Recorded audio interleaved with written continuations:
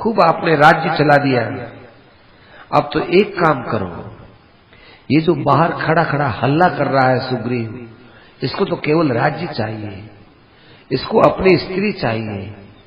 आप बड़े प्रेम से इसको बुलाओ और कहो कि सुग्रीव तुम मुझसे छोटे हो, तुम मेरे लिए अंगद के समान प्रिय हो, बोलो तुम क्या चाहते हो।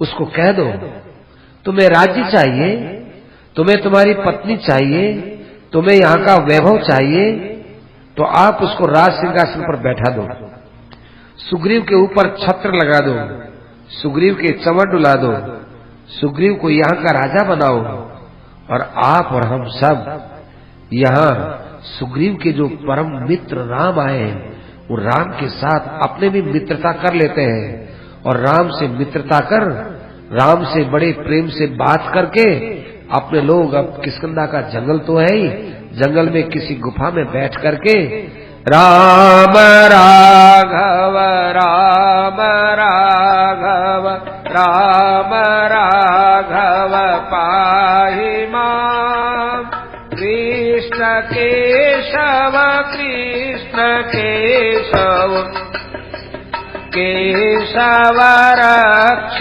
मां। राम राघव राम राघव राम राघव पाहि मां, कृष्ण केशव कृष्ण केशव कृष्ण केशव रक्ष मां।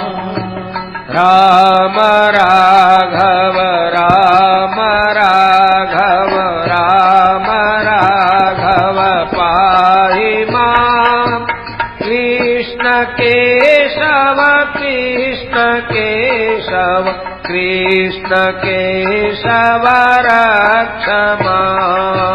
राम राघव राम राघव राम राघव पाहि मां, कृष्ण केशव कृष्ण केशव कृष्ण केशव रक्ष मां।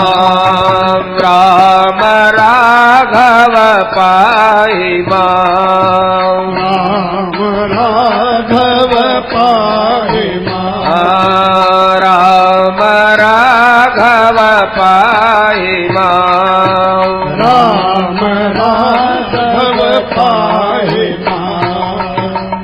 कितना अच्छा हो, ऐसे राम के पास जाकर हम उनकी शरण में चले जाएं, तो जैसे उन्होंने सुग्रीव पर कृपा की है, ऐसे आपके ऊपर विशेष कृपा करेंगे। राम की और सुग्रीव की मित्रता हुई है, तो हे आर्यपुत्र, यही तो शर्त थी सुग्रीव की कि मुझे मेरा राज्य मिले, आप ये राज्य दे दीजिए। और आप जाकर जब उनसे प्रेम करेंगे, तो राम का एक स्वभाव मैंने सुना है कि जो उसके पास जाता है वो किसी भी उसको किसी भी प्रकार से छिटकाते नहीं है, दूर नहीं करते हैं। दान मानादि सत्कार ही कुरुष्व प्रत्यनंतर। आप अपने भाई को बुलाओ, प्रेम से उससे दो बात कर लो, राजगद्दी पर बैठा दो, जल्दी से जल्दी आप राम के पास चले जाओ। इससे बढ़कर आपके जीवन में ऐसा समय दोबारा आने वाला नहीं है। समय समय की बात है आर्यपुत्र। देखो ये सुग्रीव ललकार रहा है, देखो कोई और व्यक्ति की ललकार नहीं सुन रहे हो, आपका भाई है, आपका छोटा भाई है। नान्या गतिर्यः स्थिते, आज ये जो समय मैं देख रही हूं, इस समय में सुग्रीव के साथ मित्रता करने के अलावा और मुझे कोई आपकी गति दिखाई नहीं देती है। यदि आप जीवन में मैंने अपने किसी भी प्रिय कार्य के लिए आपको नहीं कहा, यदि आप मेरा प्रिय कार्य करना चाहते हैं, यदि आपने मुझे सदाई हितैषी नहीं समझा है, तो मैं आपसे आज बहुत प्रेम से याचना करती हूं, आज के लिए कम इतना करके तो देखो, आप सुग्रीव के साथ प्रेम करके तो देखो और राम की शरण में जाकर के तो देखो। हे महाराज, ये सब चीजें आपकी एकदम दूसरी हो जाएंगी। आपके मन में अभिमान नहीं रहेगा, क्रोध नहीं रहेगा, आपको ललकारने पर किसी प्रकार से आपके मन में चिड़न नहीं होगी। प्रसीद है, प्रसन्न हो जाओ। जैसा मैंने कहा इस बात को आप प्रेम से सुनो और क्रोध मत करो। देखो, सबसे पहली विजय आपकी यही होगी, आपके अंदर होगी। आप क्रोध को जीतो, फिर आप सुग्रीव का दिल जीतो, और उसके बाद फिर आप राम के चरणों का आश्रय लेकर राम का प्रेम जीतो। जीतना ही है तो इन चीजों को आप जीतो। यदि आपने सुग्रीव को मार भी दिया, आप हारे हुए हैं। पहली बात तो ऐसी है नहीं कि सुग्रीव का मित्र बड़ा प्रबल है, और यदि आप जीत भी गए तो भी आप हारने के समान हैं। ये आज आपके जीतने का मौका है प्राणनाथ। आप आज अपने हाथ से बाजी जाने मत दीजिए। कौशलराज स्वयं आज आपके और सुग्रीव के युद्ध को अपने हाथ में ले चुके हैं, और कौशलराज के बाण के सामने कभी इंद्र भी टिकने वाला नहीं है। हे महाराज, ये आपको मैं अंतिम बार कहती हूं। ऐसी प्रार्थना करके तारा बाली के चरणों में गिर गई। लेकिन बाली तो भाई क्या करे, बाली तो क्रोध के अंदर भरा हुआ था। उसने अपनी रानी तारा को भर्त्सित करते हुए कहा कि तारे, तू मेरे स्वभाव को जानती है।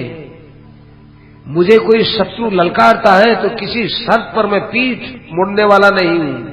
उसके फटकार के शब्द मैं सुन नहीं सकता हूं।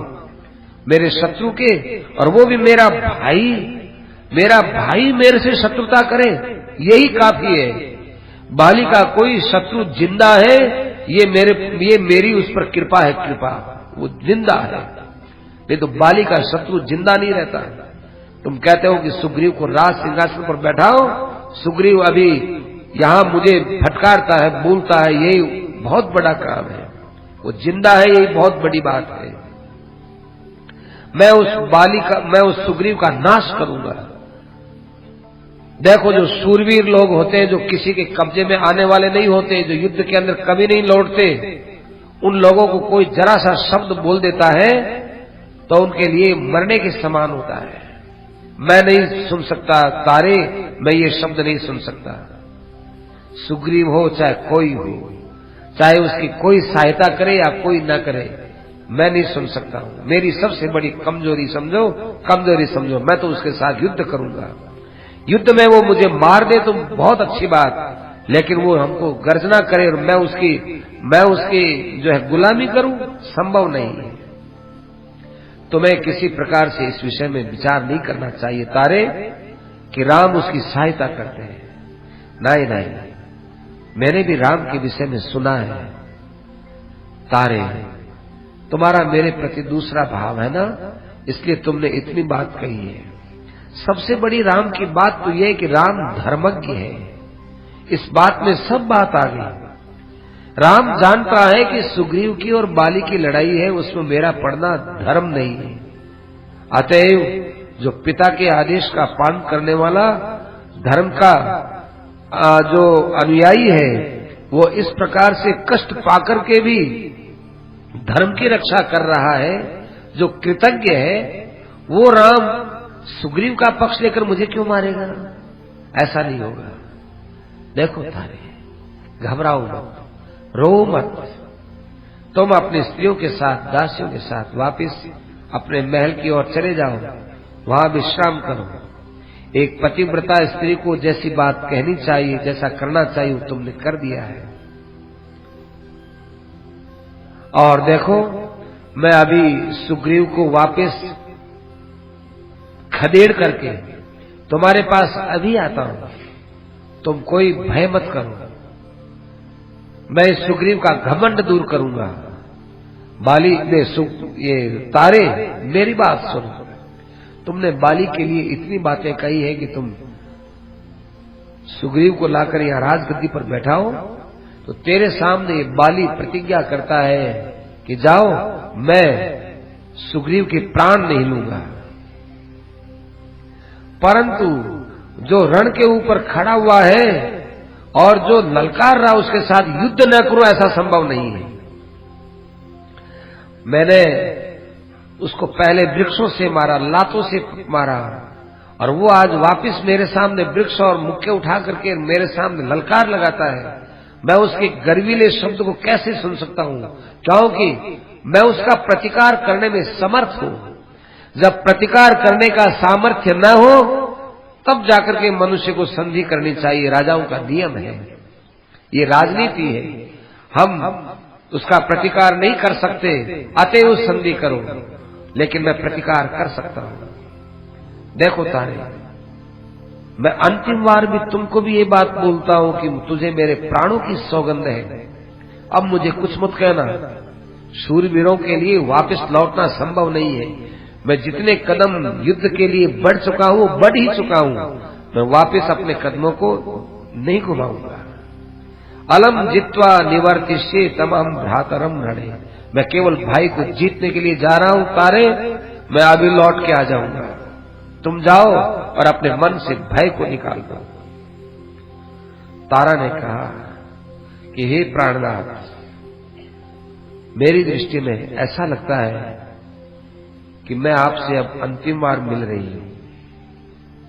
इस प्रकार से तारा ने अपने पति की परिक्रमा की और उसके बाद वो विजय की इच्छा से शोक से मोहित हुई हुई अपने बहुत सी स्त्रियों के साथ घिरी हुई महल की ओर आ गई। और जिस प्रकार से बिल से क्रुद्ध हुआ सांप निकलता है, ऐसे अपने हाथ में गदा लेकर के बाली अपने महल से बाहर निकला। बाहर निकल करके आंख फाड़ फाड़ के चारों तरफ देखने लगा, लंबी लंबी श्वास लेने लगा, देखने लगा सुग्रीव कहाँ है, सुग्रीव कहाँ है।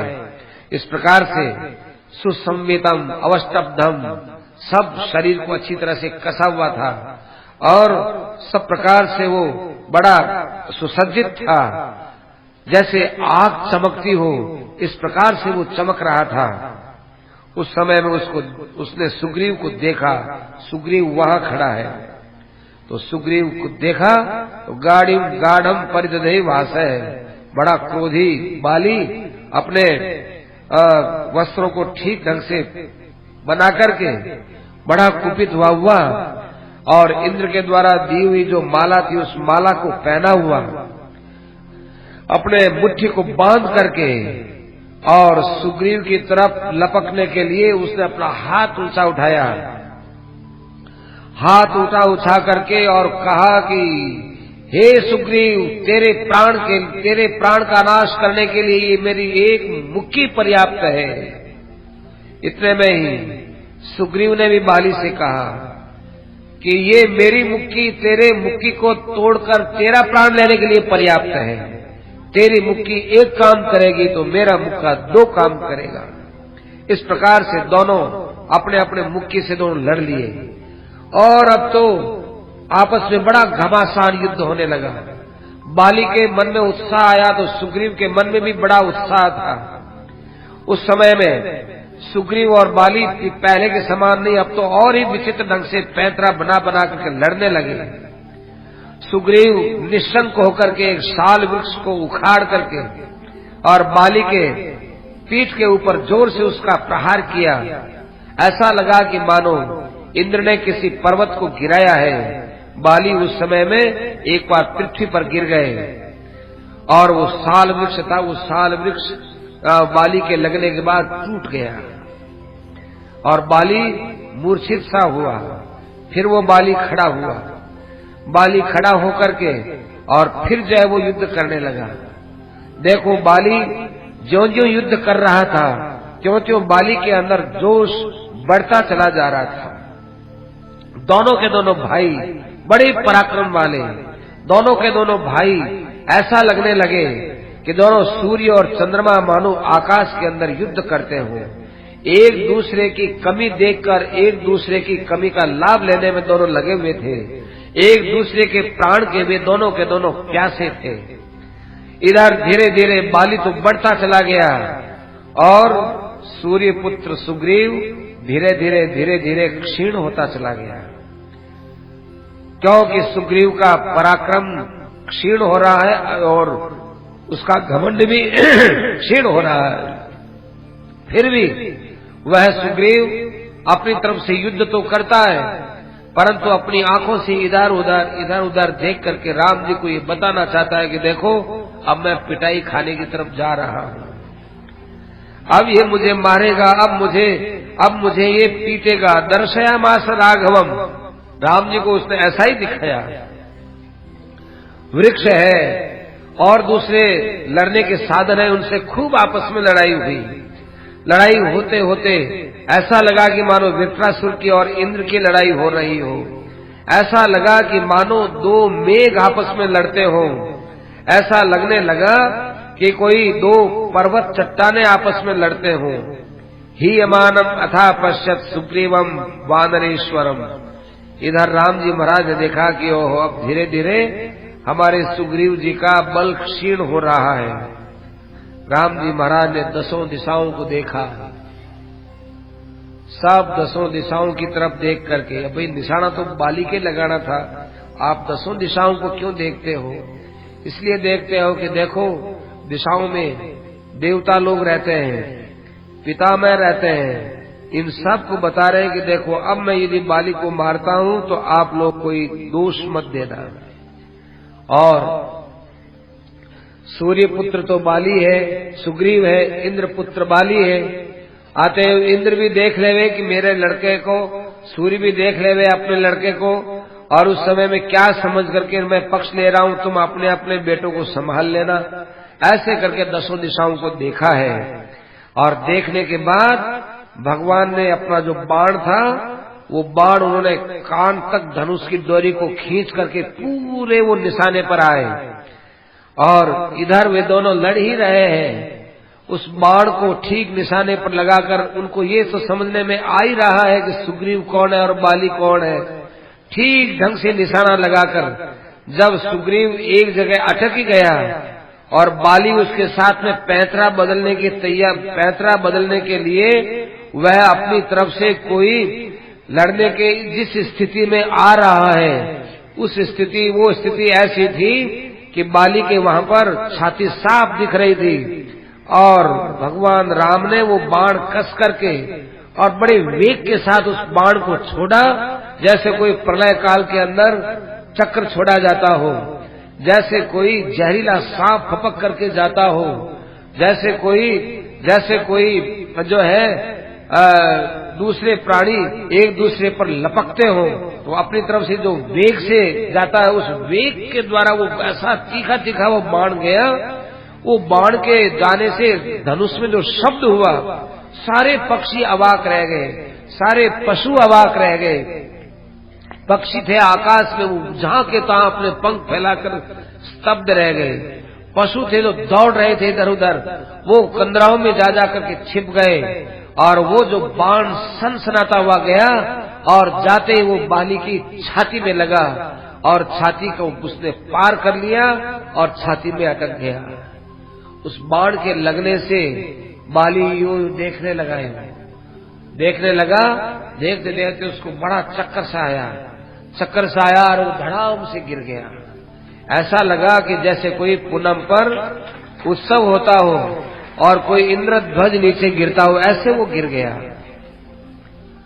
ओहो, उस समय में उसकी कोई शोभा नहीं थी।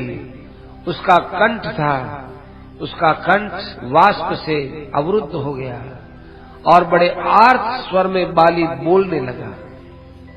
राम जी महाराज उस समय में उस बाण को जब छोड़े, वहीं पर खड़े रहे और राम के नाक से लंबे लंबे श्वास निकलने लगे। राम के पास में राम के लक्ष्मण वगैरह भी उस समय पास में नहीं आए। राम जी को इतना क्रोध आया हुआ था। विचेतनो वा सवसुनु राहवे, और वो बाली बाण के लगने के बाद बहुत कष्ट पाता हुआ बेहोश हो गया। जब इस प्रकार से उसके बाण लगा, पृथ्वी पर आकर के गिर गया। उस समय में जितने बानर वहां थे, ये सब चुपचाप खड़े रहे। कभी कभी जिस प्रकार से आकाश पर कोई चंद्रमा गिरता हो अथवा आकाश में चंद्रमा ग्रस्त होता हो, तो जैसे आकाश की शोभा होती है, ऐसे आज बाली की शोभा हो रही थी। उस महात्मा का शरीर मिट्टी के अंदर धूसरित हुआ था, परंतु उसके मुखमंडल का तेज ज्यों का त्यों था। उसके प्राण, उसका तेज, उसका पराक्रम और इंद्र के द्वारा दी हुई माला ये बिल्कुल मुरझाए हुए नहीं थे।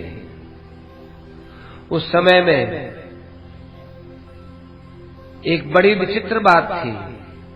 इंद्र ने अपने पुत्र बाली को ये कह रखा था कि जब तक ये मेरी माला तुम्हारे गले में रहेगी तब तक तुम्हारे प्राण नहीं जाएंगे और तुम्हारी कांति भी कभी म्लान नहीं होगी। आज उस इंद्र के द्वारा दी हुई माला को, क्योंकि उसके बाद कभी वो घबराया ही नहीं, कभी वो मूर्छित हुआ ही नहीं, सब पर विजय प्राप्त की थी। आज उस माला को धारण किया हुआ वो बाली अपने पिता इंद्र के वरदान को भोग रहा है। संध्या के समय में जिस प्रकार से लाल लाल बादल आकाश में शोभित होते हैं, ऐसे वो लाल बानर बाली पृथ्वी के ऊपर पड़ा हुआ शोभा दे रहा था।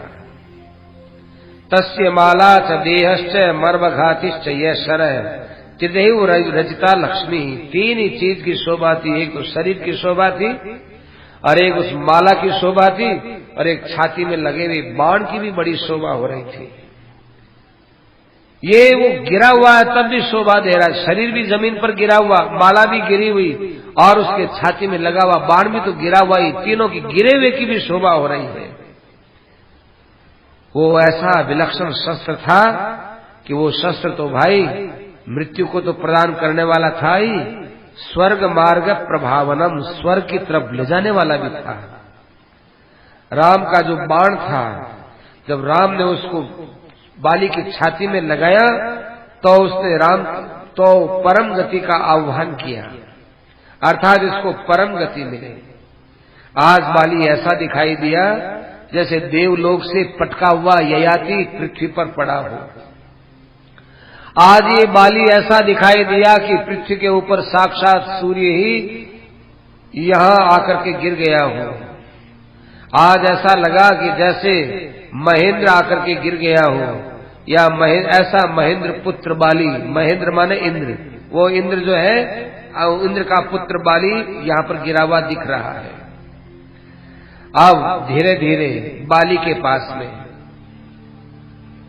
राम जी महाराज और लक्ष्मण जी दोनों धीरे धीरे उसके पास आए और उसके पास में आकर उसे देखने लगे।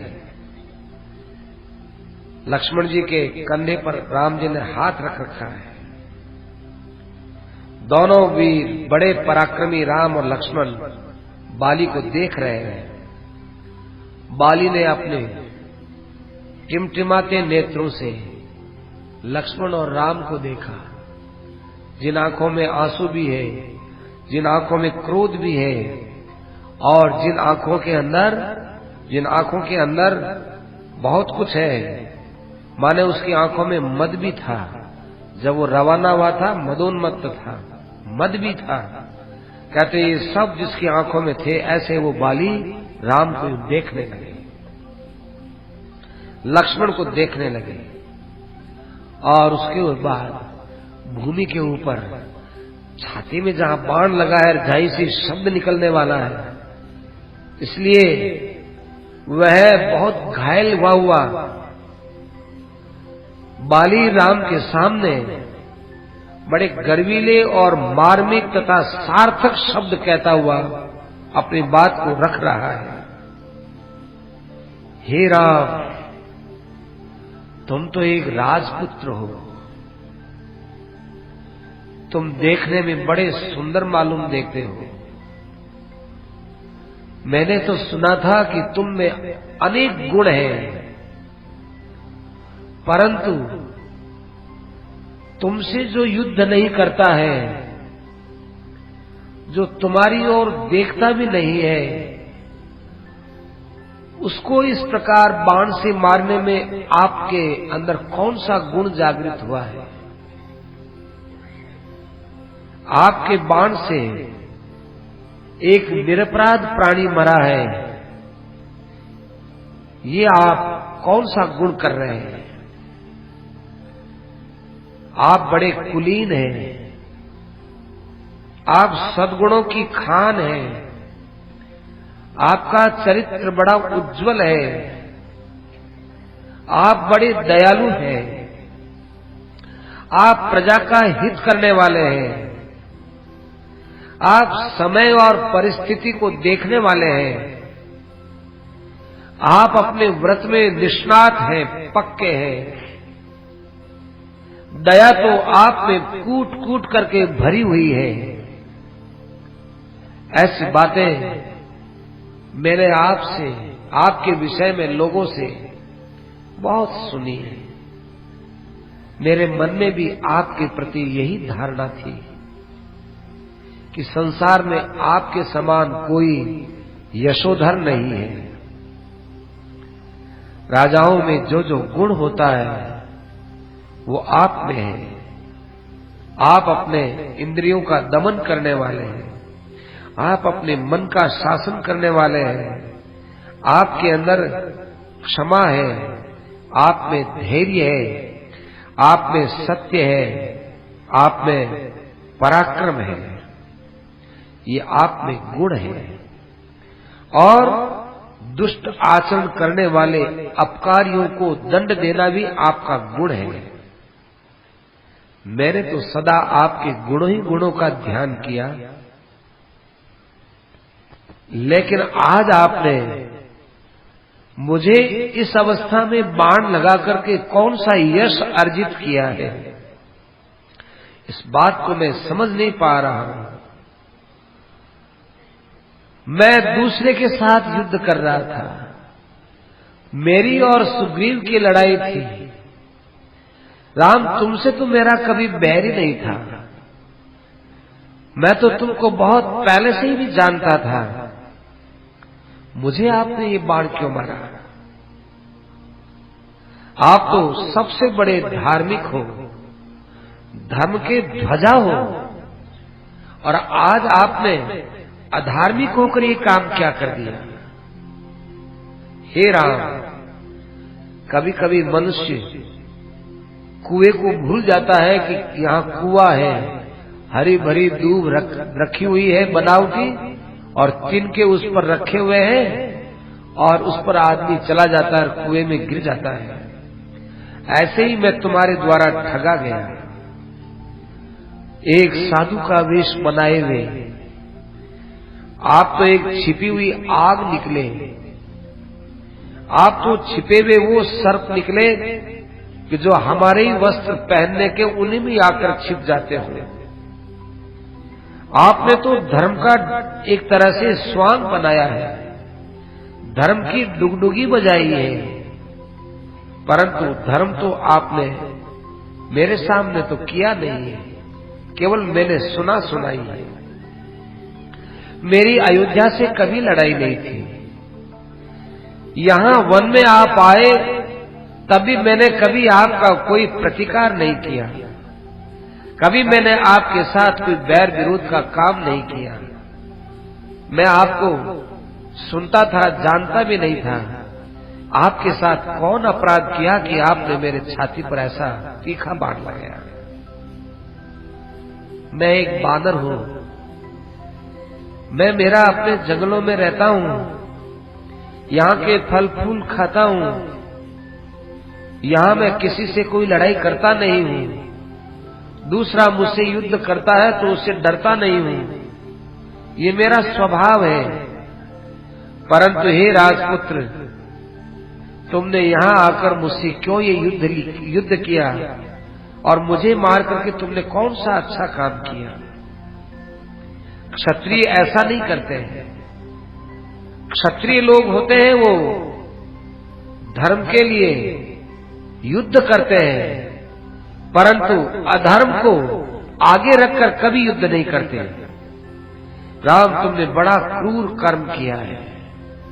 तुम राघव कुल में पैदा हुए, अपने को तुमने धर्मवान कहा है, लेकिन तुम्हारे स्वरूप के अनुसार तुमने कार्य नहीं किया। बार बार मेरे मन में पीड़ा हो रही है। साम, दान, क्षमा, धर्म, सत्य ये राजाओं के गुण होते हैं। लेकिन तुमने मुझमें यदि कोई अवगुण भी देखा होगा, कोई मेरे साथ बैर विरोध भी हुआ होगा, तो कम से कम एक बार मुझे बोलना तो चाहिए ना कि देखो बाली, तुम ये अपराध करते हो, देखो बाली तुमने हमारे ये विरोध किया, कुछ तो आप बोलते। आपने मुझे कभी कुछ नहीं कहा और सीधा ही आपने बाण मार दिया। ये बात आपके कौन से शास्त्र में है, कौन से राजा के यहाँ ये बात लिखी हुई है?